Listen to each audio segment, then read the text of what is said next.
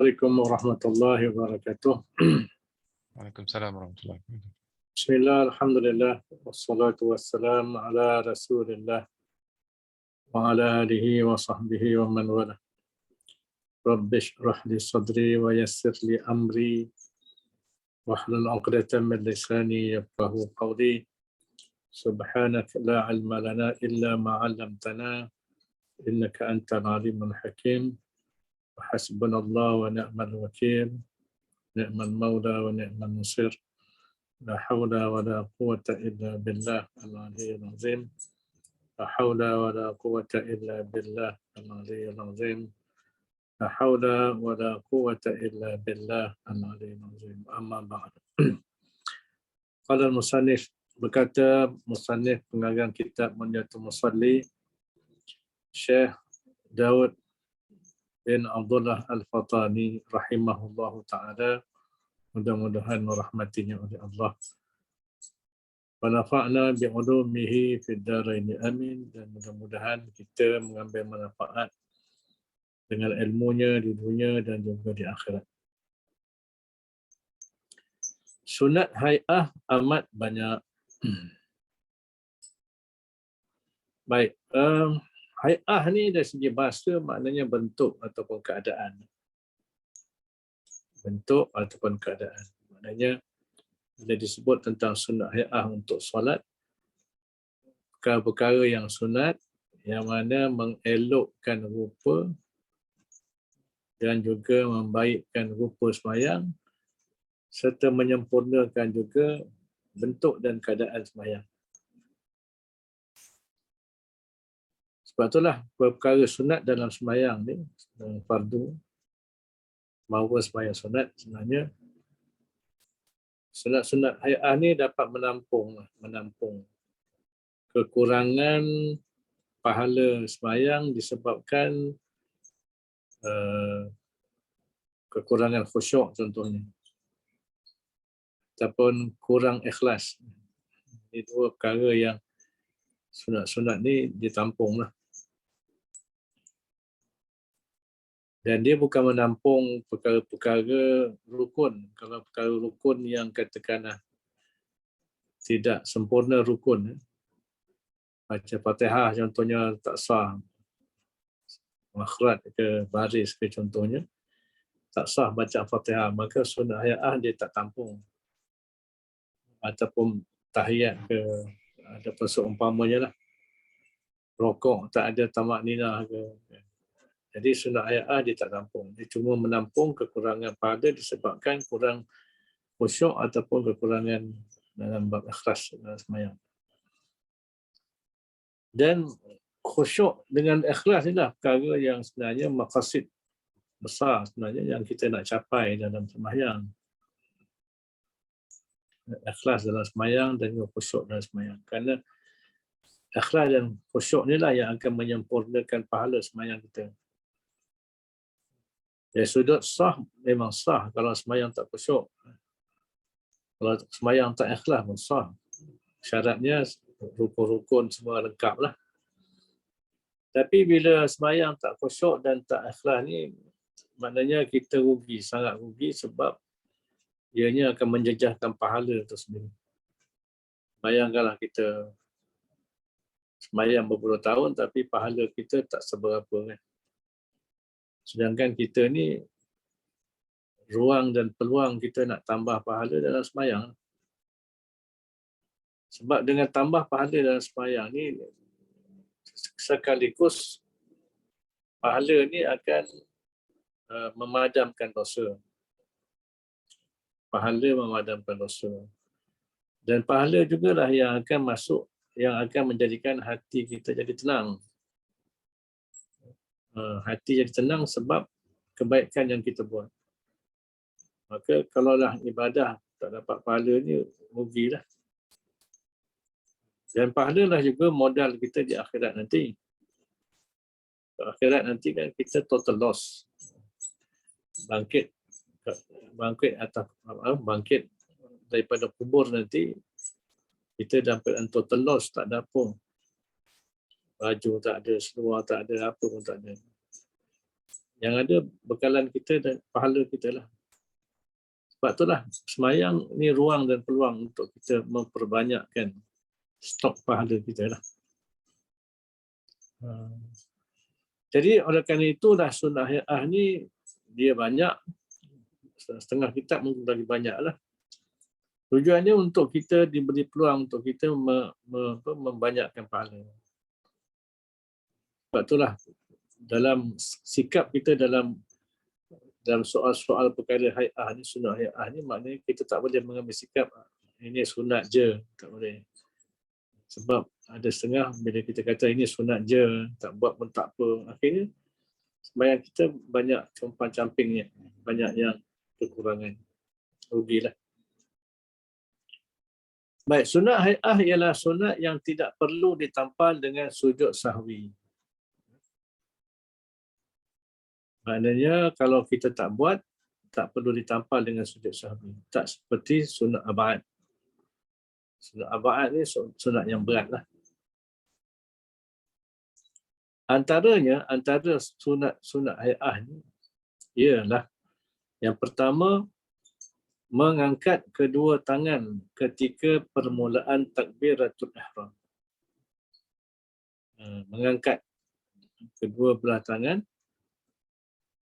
ketika permulaan takbiratul ihram. Maknanya daripada A tu lah, Allahu Akbar, pada A tu dah mula angkat.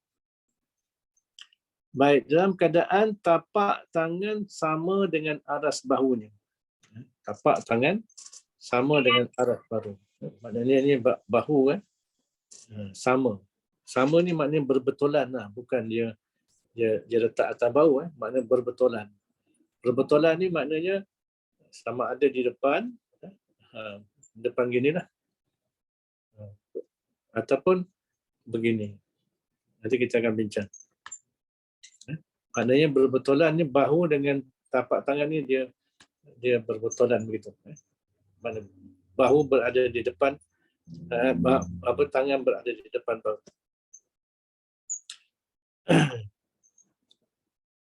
Baik, hujung jari sama dengan aras cuping telinga.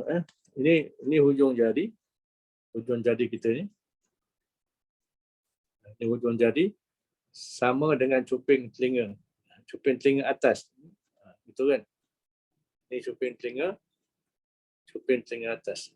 Dan ibu jari sama dengan cuping telinga bawah. Bukan sama, maknanya dia setentang lah, bertentangan. Dia berbetulan. Begitu.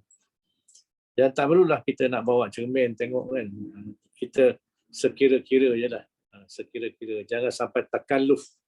Takalluf ni maknanya bersusah payah sangat sampai nak cari cermin lah apa. Itu tak perlu lah. Okay. Dan mengangkat tangan ni ketika takbir sebenarnya satu simbol penyerahan diri kita pada Allah Subhanahu Wa Taala. Ini simbol penyerahan. I am surrender to you, Allah. Surrender, menyerah diri pada Allah Ta'ala. Betul lah, tapak tangan ni kita hadapkan ke kiblat. Jangan gini pula kan. Ini dah macam nak bersilat pula kan. Kita hadapkan ke kiblat. Sebab itulah sebenarnya bila kita semayang ni, kita sebenarnya menghadapkan seluruh anggota kita yang zahir, yang nampak ataupun yang batin, sebenarnya kepada Allah Subhanahu Wa Taala. Sebab itulah perkataan sembahyang tu kan, sembahyang itu perkataan Sanskrit. Sembahyang, hyang tu Tuhan, sembah Tuhan. Jadi seluruh anggota kita yang zahir, yang batin dalam perut kita ke, jantung hati kita, limpa ke apa ni, buah pinggang, semua tu sebenarnya menghadap ke kiblat. Sebagai tanda penyerahan diri kita pada Allah Subhanahu Wa Taala. Maka bayangkanlah orang yang tak sembahyang, maknanya dia telah mengkufuri terlalu banyak nikmat. Nikmat anggota, nikmat organ yang ada dalam badan kita ni, yang zahir, yang nampak atau yang batin, itu semua nikmat daripada Allah. Tiba-tiba tidak kita hadapkan kepada Allah untuk sembahyang, maka betapa banyak kekufuran. Kufur nikmat-nikmat Allah. Dan di antara nikmat Allah yang besar yang ialah nikmat kesihatan. Sihat tapi tak sembahyang. Maknanya bila sihat, maknanya anggota kita sihat, anggota organ-organ dalaman kita sihat. Semua tu Allah Ta'ala bagi, tiba-tiba tak sembahyang. Maknanya telah mengkufuri nikmat kesihatan yang sangat besar sebenarnya. Nah itu dia. Sebab itulah disebut dalam hadis, man tarakas salata muta'ammidan faqad kafara jihara. Siapa yang meninggalkan sembahyang dalam keadaan sengaja, maka dia telah kufur yang nyata. Itu hadis itu berat sebenarnya, kufur yang nyata. Walaupun mungkin ada perbahasan ulama yang mengatakan kufur ni ada dua jenis, kufur yang mengeluarkan seorang daripada agama. Ini kufur disebabkan kerana tak sembahyang kerana mengingkari kewajipan sembahyang, maka itu kufur yang keluar agama. Kalau tak kufur kerana kerana mengeluarkan seorang daripada agama pun, contohnya dia kufur, dia tak sembahyang kerana malas contohnya. Malas, maka dia tetap berdosa besar. Dosa besar tu jangan ambil gambaran tadi lah. Kekufuran nikmat yang sangat besar. Nikmat kesihatan, nikmat organ, nikmat semua tu yang sepatutnya ditundukkan kepada Allah Ta'ala, tiba-tiba tak ditundukkan. Maka bayangkan besarnya dosa dia. Setelah meninggalkan sembahyang, termasuk dalam dosa besar sebenarnya. Tapi kita masyarakat sekarang tak rasa benda ni. Sebab apa? Sebab tak sembahyang tak kena apa-apa, denda pun tak kena kan. Tak ada apa-apa hukuman. Jadi orang anggap tinggal sembahyang ni perkara biasa. Itu yang berlaku. Tapi kalau lari daripada bayar tol, kena bayar 10,000. Maka orang nampak bayar tol, dosa tak bayar tol tu lagi besar. 10,000 denda. Kalau tak sembahyang tak ada apa-apa. Ini keadaan zaman kita sekarang ni lah. Baik, kemudian setelah diangkat dua tapak tangan tadi, seperti yang kita dah bincang tadi, diturunkan kedua tangannya, tangan musalli itu diletakkan di bawah dada. Ini dada, bawah dada. Bukan atas dada, bawah dada. Tangan kanan menggenggam pergelangan tangan kiri. Walaupun ini sebenarnya perkara khilaf, mungkin dalam mazhab-mazhab lain ada sandaran-sandaran yang lain, ada setengah mazhab letak kat pusat, ada setengah mazhab berdiri tegak aja kan. Sebab benda ni benda sunat. Benda sunat, jadi ulama-ulama mazhab ni dia ada pertimbangan, dia ada manhaj dia dalam memahami hadis-hadis. Ada hadis yang terlalu umum, ada hadis yang khusus, ada hadis yang ada muqayyad dan macam-macam lah. Kalau kita mengaji usul fiqh, kita akan nampak lah punca kenapa perbezaan khilaf di kalangan ulama ni, sebab dalam memahami hadis dia ada dia punya manhaj ni. Bukan sekadar main ni ada maka hukum ni tak ada. Dia tengok darjat hadis, bagaimana kefahaman hadis berdasarkan ayat berdasarkan dalam bahasa Arab, dan banyak lagi pertimbangan. Sebab itulah ni kerja ulama. Kita yang tak ulama ni, kita hanya belajar apa yang telah diputuskan oleh ulama. Baik, tangan kanan menggenggam pergelangan tangan kiri dan dikendaki selesai menghantar tangan kanan menggenggam pergelangan kiri itu serentak dengan selesai takbiratul ihram. Allahu Akbar. Serentak dengan letak tangan dekat bawah dada tadi. Sebagaimana yang diputuskan dalam Syarah Muhazzab. Syarah Muhazzab ni kitab susunan Imam Nawawi, dan juga Syarah Wasit, ini kitab karangan Imam Al-Ghazali. Ini semua kitab besar lah, mutawalat, kitab besar. Itulah kita, kalau kita nak kita mengaji fiqh macam kitab Munyatul Musallin, ini kitab kecil. Bila kitab kecil memanglah tak disertakan bahasan nas Qurannya, hadisnya, macam mana kiasnya, macam mana ijma'nya, tak ada. Sebab ini untuk kita, macam kita lah, kita mengaji Munyatul Musallin ini untuk ulang kaji, untuk kita memperkukuhkan kefahaman kan. Tapi kalau kita nak mempertingkatkan keluasan perbahasan, kena mengaji kitab besar lah. Barulah kita akan jumpa bahasan nas-nasnya. Bahasan ayat Quran ni macam mana, bahasan hadis ni macam mana, taraf hadis macam mana dia istinbat hukum. Itu kena mengaji kitab besar lah. Dan mengaji kitab besar ni Kita dah tak sempat dah kan. Kalau kita nak ngaji kita usaha ni daripada kecil, kita kena betul-betul tumpu pada bidang pengajian agama. Tak sempat kita sekali nak ngaji kita usaha. Dengan sibuk kita kita HCP lah, kita accountant lah, kita cikgu sekolah rendah, sekolah menengah lah, kita macam-macam lah, tak sempat kita. Jadi sebab itulah kita mengikut fatwa-fatwa ataupun keputusan-keputusan ijtihad yang telah dilakukan oleh para ulama, yang mana mereka seumur hidup mereka korbankan untuk ilmu itu sendiri. Okey. Tapi kalau kita mampu, kita buatlah. Kalau kita mampu nak mengaji lagi, nak memperdalamkan lagi, kita buatlah. Tak ada siapa yang larang.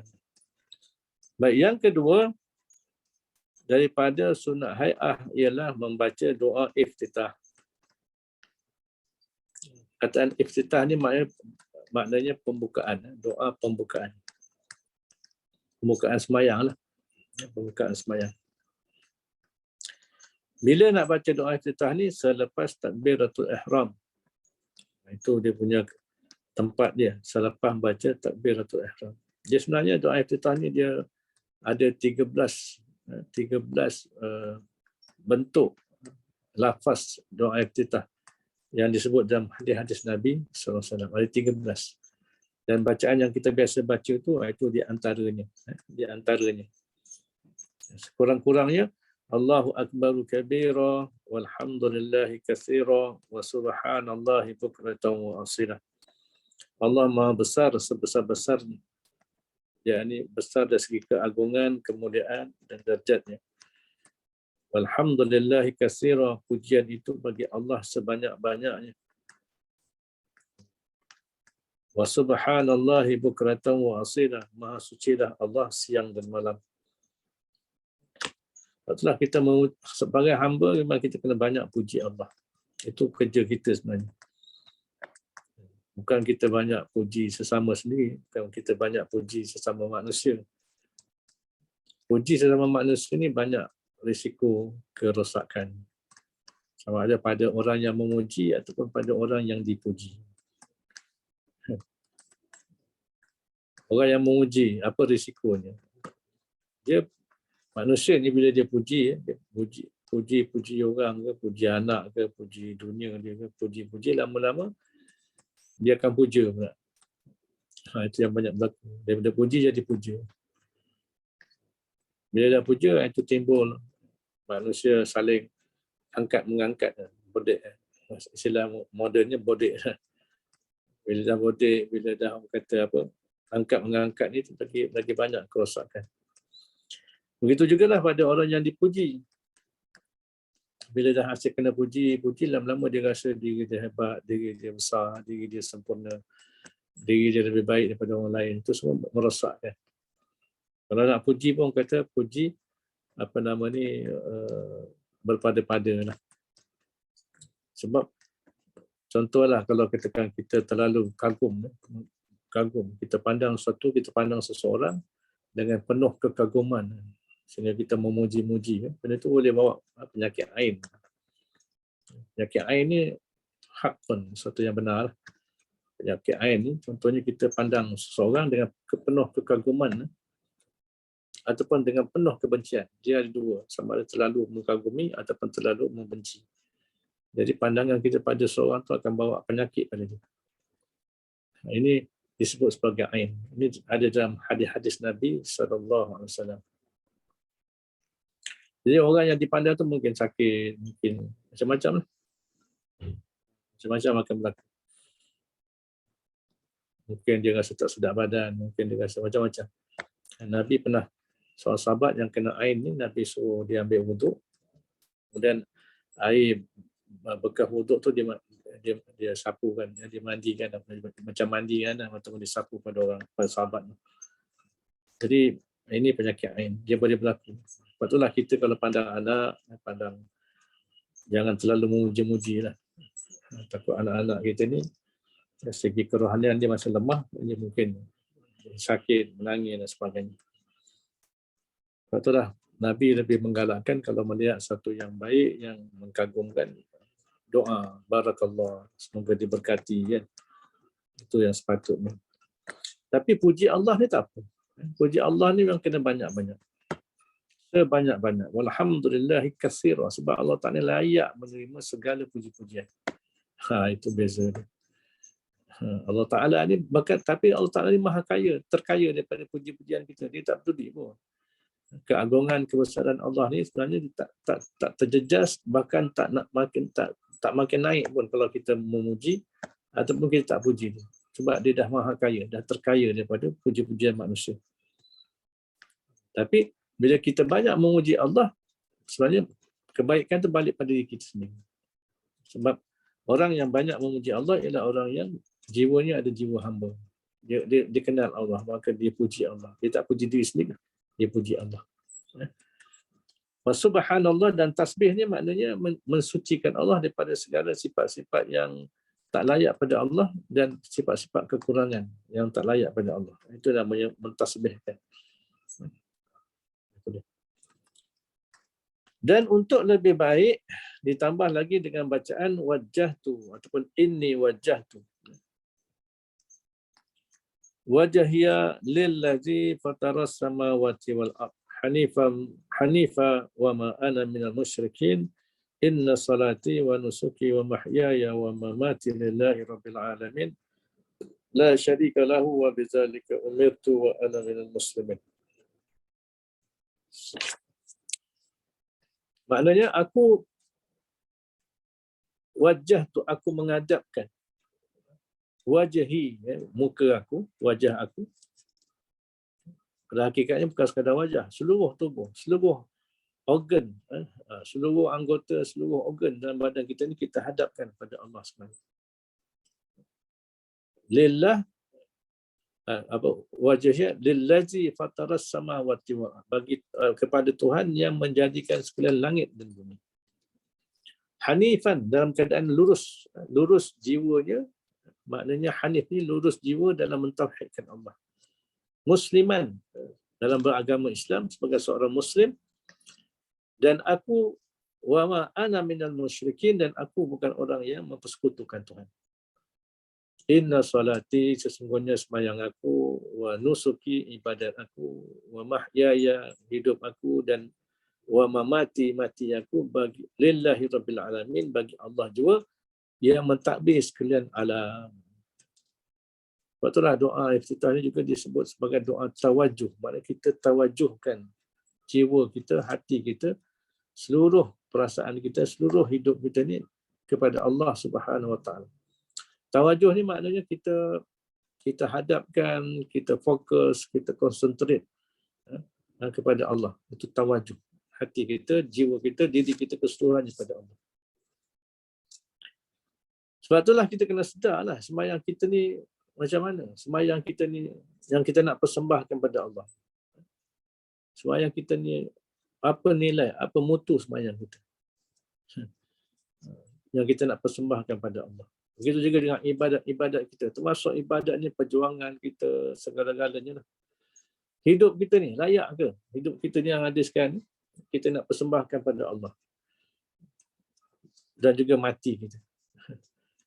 Kita bimbang itulah dengan cara hidup kita sekarang. Bayangkan cara hidup kita sekarang yang masih apa, orang kata masih celam-celum lah kan, masih tak stabil lagi ibadat kita, akhlak kita, syariat kita, macam-macam. Jadi macam mana agaknya nasib kita di hadapan Allah Ta'ala besok. La syarikalah, tidak ada sekutu baginya. Wa bizalika umirtu, begitulah aku disuruh. Wa ana minal muslimin, dan aku di kalangan orang-orang Islam, sebahagian daripada orang-orang Islam. Jadi kalaulah dalam jadi imam dalam sembahyang jamaah, memanglah imam cukuplah baca Allahu akbar kabira walhamdulillahi katsira wa subhanallahi bukratan wa asila. Sebab imam dia kena ringkaskan sembahyang. Ringkas ni bukan cepatkan sembahyang.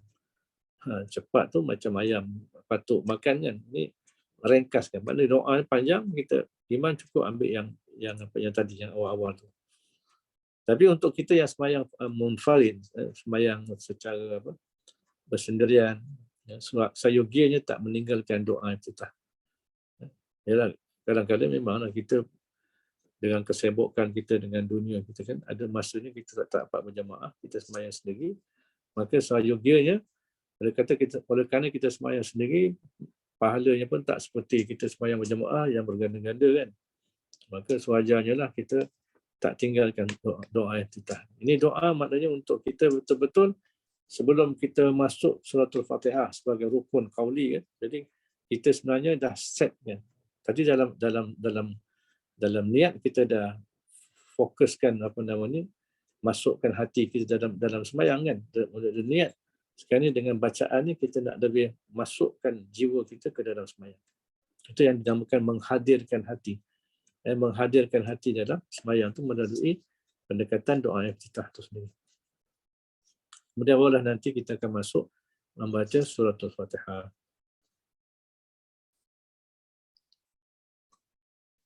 Okey. Kemudian yang ketiganya membaca a'udzubillahi minasyaitonirrajim pada tiap-tiap rakaat. Iaitu sebelum membaca suratul Fatihah. Dan membaca isti'azah ni, a'udzubillahi minasyaitonirrajim ni disebut sebagai isti'azah ataupun ta'awuz. Ini dua istilah yang biasa digunakan. Satu isti'azah, yang kedua ta'awuz. Maknanya mohon perlindungan Allah Ta'ala daripada kejahatan syaitan yang direjam.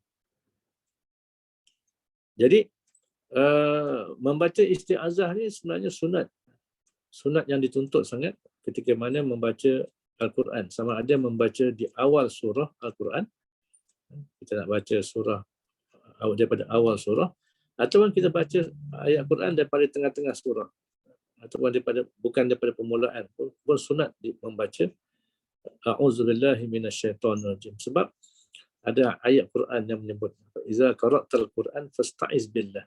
Bila kamu nak baca Al-Quran maka mohon perlindunganlah, yakni mohonlah perlindungan Allah Subhanahu Wa Taala, iaitu daripada kejahatan syaitan. Sebab syaitan ni, kerja utama syaitan apa? Dia nak menyesatkan manusia. Dia bersumpah dengan nama Allah. Fa bi'izzatika la'ughwiyannahum ajma'in. Itu sumpah iblis. Dia bersumpah dengan keagungan Allah bahawa dia nak sesatkan manusia semua sekali. Jadi nak sesatkan manusia macam mana? Dengan cara menghalang hidayah. Menghalang petunjuk. Dan petunjuk Allah Ta'ala ni ada dalam Al-Quran. Al-Quran ni kan hudan linnas, hudan lil muttaqin, petunjuk bagi orang beriman, orang bertakwa, petunjuk bagi manusia. Ini dikatakan Al-Quran, hudan. Maka patutlah syaitan akan menghalang manusia walaupun manusia baca Quran tak dapat hidayah. Contohnya, berapa ramai orang baca Quran semata-mata nak pahala. Berapa ramai orang baca Quran semata-mata nak ruqyah kan. Orang baca Quran kerana nakkan fadilat-fadilat dia. Sampai orang buat apa? Kalau kat kedai-kedai kita tengok ada orang buat ayat 1000 dinar.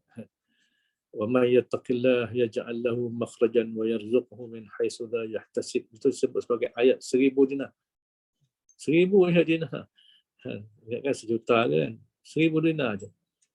Tapi kononnya untuk ni lah nak dapat keuntungan berniaga dan sebagainya. Itu jadi satu amalan orang kita. Tanpa dia memahami apa kehendak ayat tu, apa kandungan ayat tu, apa sebenarnya kan. Itu yang jadi akhirnya orang baca Quran tapi tak dapat dia punya jis dia tu. Jis ni apa intipati dia. Putih kata jis dia. Maknanya apa yang intipati Quran tu sebagai petunjuk Allah tu tak dapat. Ini yang syaitan nak buat. Maka oleh kerana itulah kita disunatkan, sunat muakkad sebenarnya, setiap baca Quran, baca a'udzubillahi minasyaitonirrajim. Sebab syaitan ni, segi syaitan, tipu daya syaitan kita boleh belajar. Itu ilmu fardhu ain. Antara ilmu fardhu ain yang kita ni, yang mukallaf ni, kena belajar ialah belajar tentang syaitan. Bukan belajar tentang rupa dia macam mana. Bukan. Maknanya kena belajar tentang makayid syaitan, tipu daya dia. Wa ghurur dia, dan maknanya cara dia menipu kan. Apa nama ni? Tipu daya yang dibuat pada manusia. Sebab dengan mengetahui jalan-jalan tipu daya syaitan ni, kita dapat jaga diri kita, jaga diri. Tapi dalam nak melindungi diri, pada hakikatnya kita hanya balik pada Allah. Allah Ta'ala tadi yang boleh lindungi kita. Kita tak akan mampu berlawan dengan syaitan. Percayalah. Nak melawan syaitan tak mampu. Yang kita mampu ialah berlawan dengan nafsu kita. Itu boleh. Itu yang dikatakan mujahadatun nafs. Tapi berdepan dengan syaitan, kita kena minta isti'azah, minta perlindungan Allah Subhanahu Wa Ta'ala. Tak salah kita belagak nak lawan syaitan. Nak lawan syaitan memang susah. Tapi kena minta perlindungan Allah. Minta pertolongan Allah. Itu yang orang-orang yang ruqyah, orang yang kena kerasukan, kena saka, kena apa semua. Dia baca-baca ayat Quran, dia berdoa, dia berzikir. Perhatikan dia minta pertolongan Allah. Bukannya dia lawan syaitan. Jangan dia rasa diri dia yang kuat melawan syaitan. Itu salah. Dari segi etika perawat Islam salah sebenarnya. Baik, jadi maknanya sunat baca a'udzubillahi minasyaitonirrajim. Bahkan seluruh hidup kita ni memang kita kena minta tolong pada Allah. Kita minta perlindungan Allah supaya seluruh hidup kita ni terpelihara daripada gangguan syaitan. Syaitan ni dia takkan puas hati dengan kita, percayalah. Dia takkan puas hati. Dia akan sesatkan kita sampai ke akhir hayat kita. Saat nazak tu pun akan diganggu kita. Umi ada cerita pada Abi, kawan dia cerita lah. Kawan dia ni cerita tentang kawan dia yang kena COVID, yang di koma kan. Dalam koma tu dia cerita memang syaitan datang. Syaitan datang nak goda dia untuk keluar daripada Islam dan sebagainya. Bayangkan itu. Tapi orang tu tak mati lah. Lepas tu dia koma, dia sedar balik lah. Tapi nak ceritanya, syaitan ni dia akan pulun habis lah. Orang kata full swing lah untuk menyesatkan manusia. Ini benda serius sebenarnya. Yang tak boleh kita ambil mudah. Lepas tu lah kita kena belajar. Wajib berdoain, belajar tentang syaitan. Jangan kita leka daripada syaitan. Buat kata perbuatan Melayu, jerat tak akan lupakan pelandu. Ini syaitan. Baik, itu yang ketiga. Yang keempat, wallahu a'lam. Wallahu a'lam. Mengucap amin. Kita akan bincang pada minggu depan insya-Allah.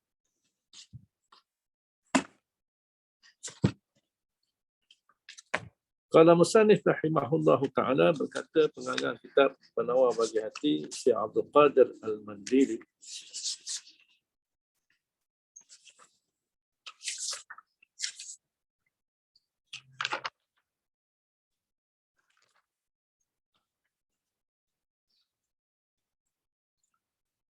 Yang kedua apa? Yang kedua daripada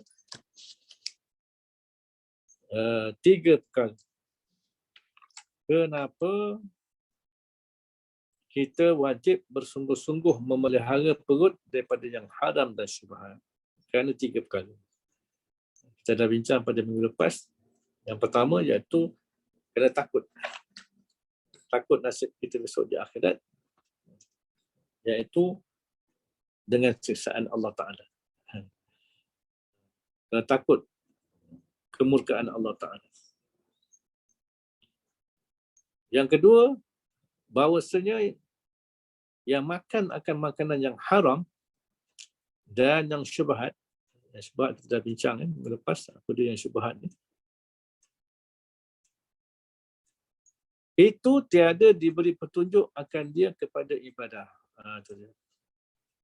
Maknanya kesan daripada makan benda haram, makan benda syubhat ni, hati kita jadi maknanya tak dapat petunjuk untuk beribadat. Bahkan melemahkan himmah hati kita ni untuk beribadat. Sebab benda haram ni kita dah bincang hadis Nabi sebelum ni yang layak masuk neraka kan. Benda haram ni layak, daging yang tumbuh daripada benda haram yang layaknya masuk neraka ni kena bakar kat api neraka kalau tak taubat. Patutlah kena taubat. Jadi benda-benda haram ni lah yang akan menyebabkan hati kita ni tak disinari dengan cahaya petunjuk untuk beribadat. Hati jadi kelam, jadi hitam, jadi malam, tak ada cahaya. yang boleh menggerakkan hati itu untuk ke arah ibadat. Sebablah orang yang makan benda-benda haram ni dia jadi tak peduli sembahyang, tak peduli nak baca Quran, tak peduli nak zikir, nak wirid, nak berdoa dan sebagainya. Sebab apa? Hati dia dah hitam. Hati dah gelap. Dan bimbangnya hati tu dah mati. Kalau mati habis. Antara sebab hati mati tu lah makanan yang haram. Makanan yang haram. Makanan yang haram ni bukanlah maknanya sekadar makanan tu zatnya haram. Makan babi lah, makan bangkai, itu zat yang haram.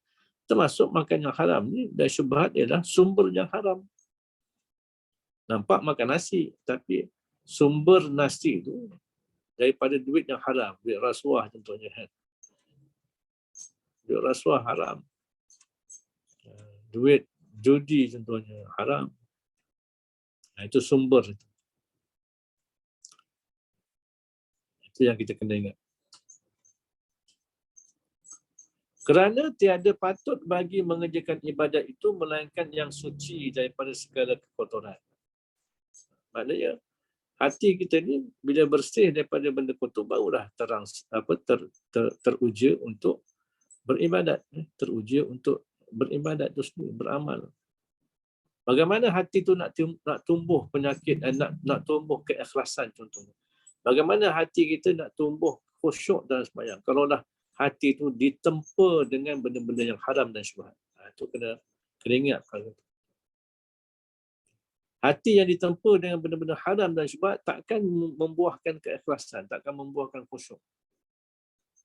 Itu sebab kita sembahyang, manusia ni sembahyang tak khusyuk, sembahyang tak ada keikhlasan, sebab hati itu dah ditempa dengan perkara-perkara yang haram dan syubhat.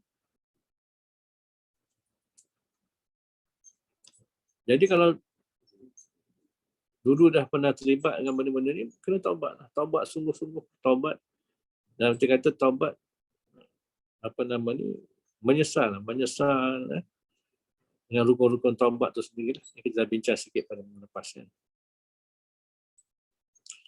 Jadi kerana tidak patut bagi mengerjakan ibadat itu, melainkan yang suci daripada segala kekotoran. Bila hati suci, barulah hati itu teruja untuk beribadat, teruja untuk tumbuh sifat-sifat yang baik. Tumbuh sifat-sifat yang baik.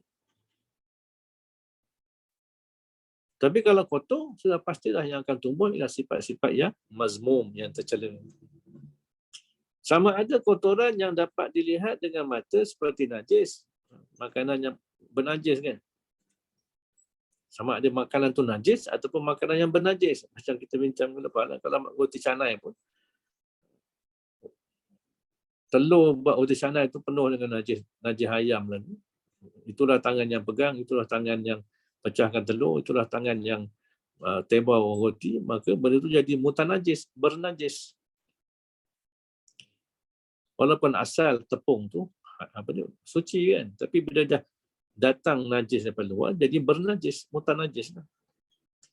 Ataupun kotoran yang tiada dapat dilihat seperti hadas kecil dan hadas besar. Maknanya, hadas kecil, hadas besar ni, dia menghalang ibadah. Itu keadaan yang menghalang ibadah. Sahnya ibadah kan. Contoh semayang. Semayang, kalau hadas kecil, hadas besar, tak boleh semayang. Jadi maknanya, untuk kita ibadat, untuk tujuan ibadat ni, mesti suci. Suci daripada benda najis, suci daripada perkara yang bernajis, suci daripada zat-zat najis, suci daripada keadaan yang menghalang sah ibadah. Contoh, hadas kecil, hadas besar. Dan juga makan yang haram dan yang syubhat. Termasuk perkara yang yang dikatakan kotoran yang tak dapat dilihat ni, dah termasuk makan haram yang syubhat, yang sumbernya daripada sumber haram dan juga sumber syubhat. Sebab itulah pentingnya kita mengambil berat tentang sumber itu sendiri. Sebab di antara soalan besok di akhirat memang kita akan ditanya tentang Kenapa boleh jadi? min aina tasaba wa fi ma anfaqah. Antara soalan yang memang confirm besok di akhirat kita tanya harta kita kan, duit kita ni min aina tasaba, daripada mana datang? Daripada mana datang kita, daripada mana kita usahakan, wa fi ma anfaqah, dan ke mana kita belanjakan. Itu soalan yang berat sebenarnya. Harta kita lagi banyak, harta kita akan ditanya mana sumbernya, ke mana kamu belanja. Apa pun kita kata accountability ni kan. Itu yang susahnya. Susah kita kat akhirat esok. Kalau kita kat dunia, kita leka, kita lalai. Baik, yang ketiga, kenapa kita kena kena bersungguh-sungguh memelihara perut daripada yang haram dan syubhat. Yang ketiga, kerana bahawasanya yang makan akan makanan yang haram dan yang syubhat itu ditegah akan seorang tu daripada mengerjakan kebajikan. Maknanya makanan haram ni akan menegah kita daripada buat kebaikan. Kita jadi orang tu akan jadi jadi tak terfikir nak buat benda baik, akan terhalang daripada buat benda baik. Sebab apa? Hati dia tu, hati yang dah dipenuhi dengan kesan daripada makanan-makanan yang haram dan syubhat masuk dalam perut. Dan jika mengerjakan ia seorang akan kebajikan pun nescaya tiada diterima daripadanya. Kan ada hadis Nabi SAW menyebut gambaran seorang yang berpakaian kusut, rambut kusut masai, pakaian yang lusuh, angkat tangan, Ya Rab, minta doa pada Allah, tapi dalam perut dia penuh dengan makanan yang haram. Maka Allah Ta'ala takkan makbulkan doa dia. Samalah juga dengan dengan ibadat-ibadat yang lain. Macam mana kita nak Allah Ta'ala nak terima ibadat kita kalau dalam perut kita penuh dengan makanan yang haram dan syubhat? Maka kita kena takut kepada ini. Sebab itulah makan ni jangan sekadar sedap perut, sedap, tapi kita kena berhati-hati. Dan tiada ada baginya bagi seorang itu dalam melakukan kebajikan melainkan penat jua. Dapat penat je dah. Sebagaimana sabda Nabi SAW, kam min qa'im laisa lahu min qiyamihi illa sahr, wa kam min sha'im laisa lahu min siyamihi illa ju' wa zama. Artinya, beberapa banyak daripada orang yang sembahyang malam, bangun malam, tiada ada baginya, bagi seorang yang sembahyang malam tu, daripada sembahyangnya, maknanya tak dapat pahala pun sembahyang tu, melainkan berjaga, hanya dapat berjaga malamnya. Dan beberapa banyak daripada orang yang berpuasa, tiada ada baginya, bagi orang yang berpuasa, daripada puasanya, maknanya tak dapat pahala apa pun, melainkan lapar dan dahaga jua. Maknanya ada jenis orang begini lah. Yang nampak ibadat, nampak buat kebaikan, tapi tak dapat apa-apa. Sebab itulah kita ni perlu sangat kepada ilmu sebenarnya. Perlu sangat pada ilmu. Dan jangan sekali-kali rasa dah cukup ilmu. Bahaya sebenarnya kalau kita rasa diri dah cukup ilmu. Itulah kejahilan yang paling besar, bila kita merasa diri kita dah cukup ilmu. Sebab itulah kita kena sentiasa letakkan diri kita ni sebagai talibul ilmi, the seekers of knowledge. Kita sebagai penuntut ilmu. Sentiasa niatkan dalam diri kita. Walaupun kita dah tahu banyak, tapi jangan rasa kita dah pandai dah. Memang kita ni disuruh jadi pandai, tapi jangan rasa pandai. Itu bahaya sebenarnya. Tambah dalam perkara-perkara agama. Dalam perkara-perkara agama ni, maka terlebihlah keutamaan kita belajar. Sebab dulu kita dah habiskan masa kita umur kita sejak sekolah rendah, sekolah menengah, masuk matrik, masuk universiti, belajar ilmu-ilmu untuk kebaikan duniawi kita kan, untuk kerjaya kita, untuk nak jadi doktor, nak jadi cikgu, nak jadi engineer, nak jadi accountant, nak jadi apa macam-macam kita dah belajar, bertahun-tahun kita belajar kan. Sekarang ni kita dah masuk, kita dah kerja, dah ada keluarga sebagainya, maka sebenarnya kita dah sampai masa untuk memikirkan nak balik pada Allah macam mana. Dulu kita dah pulun dah hidup kita dengan macam-macam kita buat untuk dunia kita. Sekarang ni kita dah ada semua, isteri dah ada, anak dah ada, kerja dah ada, duit dah ada, harta dah ada, semua dah ada dah. Maka kita kena fikir macam mana kita nak balik kepada Allah Ta'ala. Betul lah, alhamdulillah malam ni Abi rasa macam panjang umur sikit lah. Abi rasa macam Abi dah panjang umur sikit sebab apa? Nampak ramai yang hadir malam ni kan. Memang ada hadis Nabi SAW menghubungkan silaturahim ni sebenarnya memanjangkan umur. Sama ada memang umur tu dipanjangkan ataupun keberkatan umur tu ditambah Allah Ta'ala. Sebab kita menghubung silaturahim. Itu pentingnya sebenarnya.